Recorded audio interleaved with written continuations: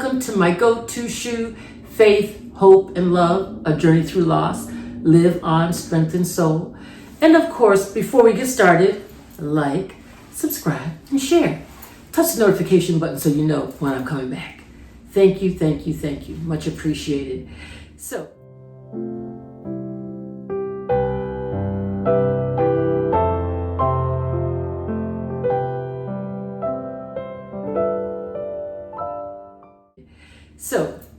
I hope you all are doing well. Everything is going well for you, and life might be life, but you're still getting things done. So that's the main thing, is to continue to get things done. Even if it's not quickly, you're managing getting things done. So today we're going to continue on the 7 stages of grief. The first one we talked about was shock, and the second one was denial. And today we're going to tackle anger. We're going to talk about anger. But before we get started because we're talking about the 7 stages of grief, I decided I need to give you a fun fact about me. Something that we can smile before we get started. Because what I'm finding, especially before anger, I thought, let's talk about something that's a little bit lighter before I get started. And so one of the things a fun fact about Pauline is, and you probably already realized this, I love to laugh. I will find laughter in any situation. I will, whether it's death, whether it's a sermon, or whether it's someone doing a presentation. I will find something to laugh at. Now, it could be me just looking at it. I'm not making that laughter for the whole group, but I know I'll find something that will give me a gist to laugh. So a fun fact about Pauline is that I love to laugh, and I can find something funny in everything, no matter what it is. So that's a fun fact. And I think I'll be sharing those little fun facts every time when we get together. That's the first thing we'll start off with, especially when we're talking about something as serious as grief. Anyway, the first thing before we get into anger, I'm always, once I do these videos, I always think of something I should have said. And what I'd like to say in reference to denial, I always talk to you about paralysis. I'm always talking about paralysis and how, it stops you from moving forward. And when I talk about that type of paralysis, I'm referring to a physical paralysis where you just can't step forward, you can't go backwards. So I'm really referring to a physical paralysis. This week, I was thinking about paralysis, and I was thinking about that emotional paralysis, which is so critical when it comes to our thoughts and what we're thinking, and especially when it comes to the loss of a loved one. And I thought, emotional paralysis keeps you stuck, keeps me stuck, can keep us stuck when we think about our loved one and where they were and how it once was. And I'm always talking about moving forward, so I'm always speaking to that physical paralysis. But now I'm talking about that emotional paralysis and how we have to move forward with that emotional paralysis. We cannot stay in those thoughts and be inactive with those thoughts, because we just stay right there. We just stay right there the way it was, the way that family member used to be, what that family member would say, and all those beautiful memories we have. That's great, and we can have those memories, and we can enjoy those memories. But we have to move forward with it. And so, just like you move forward physically, you have to move forward mentally and emotionally. We just can't stay in that paralysis state. And I think that's a very easy place to stay if we're not careful. Very easy place to stay if we're not careful. So I wanted because I think that goes quite well along with denial, what we talked about last time. So one thing I want us to be very careful and very mindful of is to be careful if we see that we're having paralysis in our thoughts, where we're just staying stuck and not able to move forward. In one way, now this is a practical way, to move your thoughts forward and not stay stuck, because reading is a good movement of your emotions and in your mind by what we read. So that means that what we read has to be of good report. Has to be something that's going to edify us individually. Whether that's your scripture reading, whether that's a good book, a good healthy book, a book that you're learning to move forward with in your emotional capacity, your mental capacity. If it's that kind of book, that's a great thing. So try to work on, that's a practical thing. You can go to the library to get books. So that doesn't cost anything. And the reason why I always talk about free is because everything costs so much now. We just have to be careful about what we spend. And we will get into financials at some point too. I really want to discuss that because I think I have something to say in reference to that. Anyhow, I just wanted to bring that up in reference to denial. When we start denying to things that we think about and we don't move forward, I thought about that emotional paralysis. So I just wanted you to have that and just think about that a minute. So now let's talk about our anger. That third stage of grief. And when Kubler-Ross first did the stages of grief, they started out with the first 5. They were a little different, but they added 2. And the 2 that they added was the reconstruction and testing, and what was the other one? It was I think it was shock because they had denial in the beginning. Anyway, there were 5, and they kind of not embellished, but they made them fit the situations better, because as they worked through, people added these other 2. I'm not sure who added it. I haven't done that, so I don't know who actually added the other 2. But that's why we have 7. And the 7 really makes sense to me. The thing is about the stages of grief is that, as I've said before, these stages, we don't know how long they last. Sometimes we don't even know where we are in those stages. However, we're here. We're here with these stages. So let's talk about anger. I'm going to share with you typically, I'm not an angry person. It takes a lot to get me upset. It takes a lot to get me upset. So in that vein, when I heard about Hollis, I don't think anger was the first thing that came to me. Anger came later. It came later after, the one thing about, and maybe it's just me, it takes a lot for areas in my life to kind of, for me to process. It takes a minute for me to process. Even when I'm talking to you guys, you can see where I hesitate, I slow up, because as I'm thinking, I'm talking, but I don't want to go too fast, because sometimes when I start to speak too fast, I don't want you to miss anything. So I'm trying to be very careful in the way I process things, because my process is slow. Although, and I don't know if to say, I'm not a psychologist, I'm not a psychiatrist, but I know my granddaughter says, we were talking about ADHD one day, and she says, "Oh, Grandma, you're 100%. You've got ADHD." I said, "No, I don't." She says, "Oh, no, I think you do. You're 100%." So, and maybe I am. I could be. I don't know. I've never been tested, but I wouldn't be surprised if they said I was. Anywho, we're going to keep moving forward. So when we talk about anger, like I said, I'm not an angry person. It's hard for me to get angry. The emotion I felt when I heard the news about my son, I just was saddened. I don't know that I felt the word anger. But let me tell you, but I got thinking about this, and where I did feel some anger. It wasn't so much with Hollis.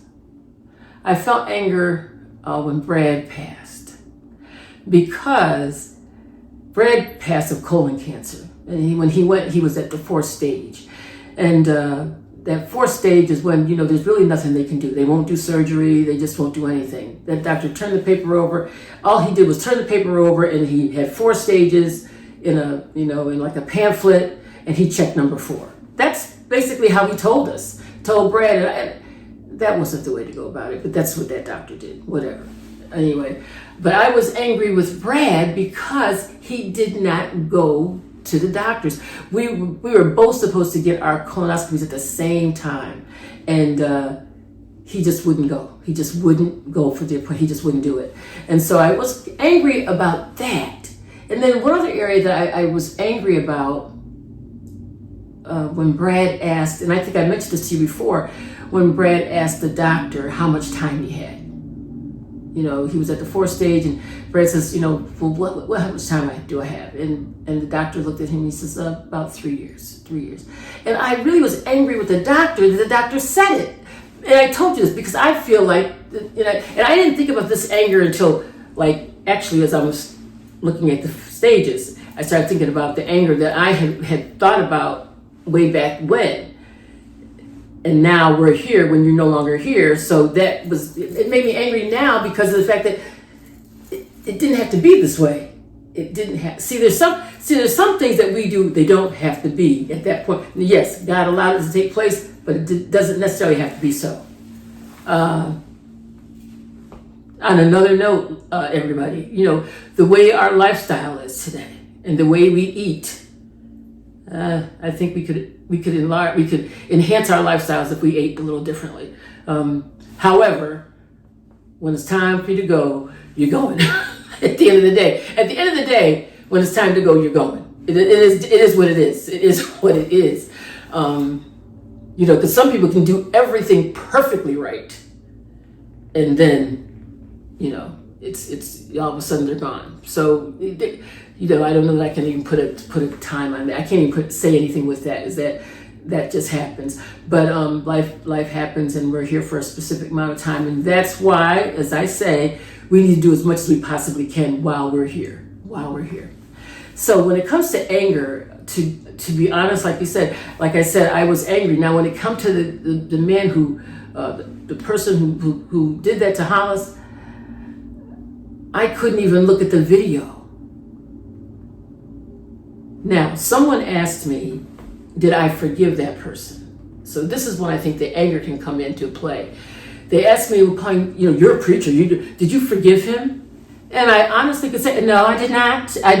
No, I did not. Have I now? I don't know. Am I still angry about that? I don't know that. I don't know that the word is angry. I just hope that he came to grips, or he came to have an understanding that, I don't know. I don't know if I can speak to that, this one, because do I feel anger with this person or not? And I say gentleman because from the hoodie and the way the person walked, when I looked at the video, I think it was a man. It may not have been because he had a hoodie on. You couldn't really see their face. But I hope he felt some kind of remorse. I really do, because I just do. But my anger, I think, probably comes out more or less with tears than ranting and raving, and that emotional anger that you feel inside is not easy, right? It's not the way you feel it should have gone, but it did. But if I were to say, when I talk about anger, those are the three areas. The one time, I've been angry more than one time, but when Brad didn't get his colonoscopy, and if he had, I think the story would be a little different. Maybe not. And then secondly, when the doctor told him he only had 3 years, I felt that was not his to say, because the fact is, only God knows, right? And then, of course, with the gentleman that, the person, I don't know if it's a man or woman, that took Hollis's life, am I angry with them? I am a believer. And because I'm a believer, I know I'm supposed to forgive, because God forgives me 70 times 70. He continues to forgive. And I know I need to have forgiveness in my heart. I can't say to you, honestly, have I forgiven that man, that person? I can't say it. I wish I could. Because one time someone asked me that in church, and they said, well, have you forgiven them? I said, oh, I don't know. I haven't thought about it. And maybe that's an emotional piece that I just have compartmentalized it and put it over here and don't deal with it. Is that right, wrong, or indifferent? I don't know. Maybe I'll talk to my therapist about that. I don't even know if I'll I don't even know if I'll bother them with that though, but maybe not, since I'm talking about it. Because the one thing that I have noticed, about these 7 stages is that because we're talking about them, because I'm having to process all the events that I have gone through so far and continue to go through. Yeah. So that being said, yeah. Where am I with it? With anger. I think I'm in a semi-okay place, I think. I don't know. I'm not sure about this one, but I'm hoping that, like when I think about anger and I think about today and how I try to move through my life and keep things moving, I guess I don't really think about anger too often. I just don't. Maybe that's right, like I said, right, wrong, or indifferent, I'm not sure. But it's something that maybe I do need to kind of to wrestle with a little bit. And maybe that's, because to be honest, when I looked at the word anger, I thought, I don't really want to talk about anger. And maybe that's why I kind of wanted to talk about something else when I first came on, because I don't like to deal with anger. I think that's what I'm getting from this. Like I said, I think I may have to share this with my therapist and see what she has to say about it. And then maybe I can come back to you guys and tell you something more about anger. Anyway, in this life, we just continue to move through. And the stages that we're in, like I said, we don't know how long those stages last. And if you think about it, when it comes to anger, Brad passed, it'll be 8 years ago. It'll be 8 years in August 4th. Hollis, it'll be 11 years in October. So when I say journey through the loss, live on, strengthen soul, this process is constant. It's a constant process. It's a constant flow. It's like the river. It's like the water going down the river. There's ebbs and flows. Sometimes the water just eases down, and then sometimes it gets wavy, and sometimes it gets rocky. And so we have to kind of get into that pace. And I like it when the pace is smooth. And that being said, when the pace is smooth, what I do notice that I do, and I will compartmentalize some things. And I leave them in that box until I'm ready to approach it. Again, right, wrong, or indifferent, I don't know. But that's the way I process things. But when it comes to anger, I know some people probably express their anger immediately. But I think, again, it depends on how you view your situation and how you deal with it. But that is an emotion that is important that we have to deal with and have to go through. So I kind of just wanted to share that. So we've talked about shock, we've talked about denial, and now we've talked about anger and my perspective on anger, how I've gone through it, and maybe I'm still going through it, and unbeknownst to myself, that I'm still dealing with some anger. I don't think I have anger issues though. But nonetheless, it's a word that we probably should talk about, because things that happen, when you get the news, and you have to process that news of what someone has done. We have to learn to deal with that anger, and I wish I could. I don't know. I wish I could. I don't know where I am with anger. I'm being honest. I don't know where I am with anger. Maybe I'm still angry, but it's not coming out, and maybe I need it to come out. Maybe I need it to come out some kind of way. I don't know. Maybe there's more to this anger than I'm really willing to discuss, actually. So we'll talk about that more at some point. However, I want you all to know that I always like to give you a practical way to deal with anger, with each one of these, a practical way. And the only thing that I know that I'm going to be able to do for me in a practical way, I'm going to say, Lord, I'm going to ask God, Lord, am I still angry about this? And if I am, show me what I'm angry about and how I need to process this. Now that this is real life. So now that I'm talking about this, I am going to ask God why, if I'm angry, and I guess maybe I am.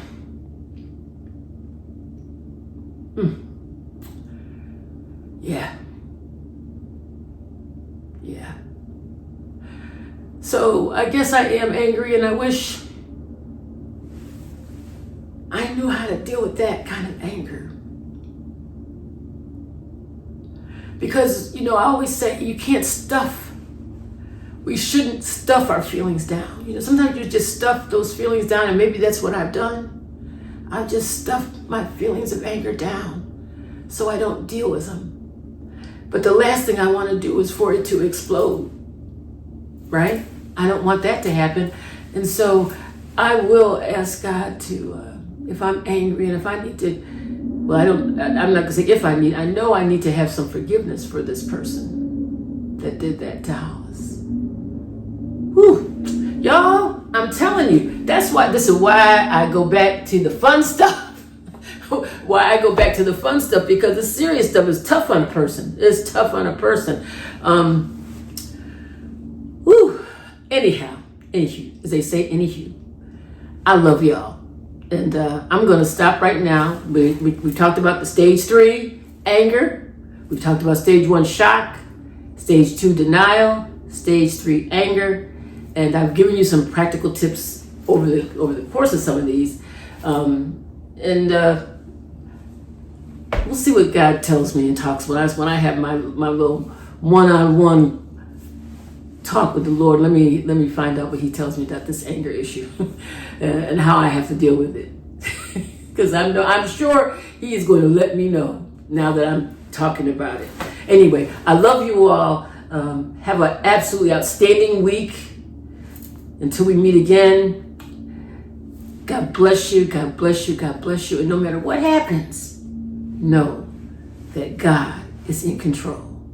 Trust God, trust the process, and trust above all His outcome. For you, and all of us. Love y'all. Talk to you soon. Bye-bye. God bless you, God bless you, God bless you.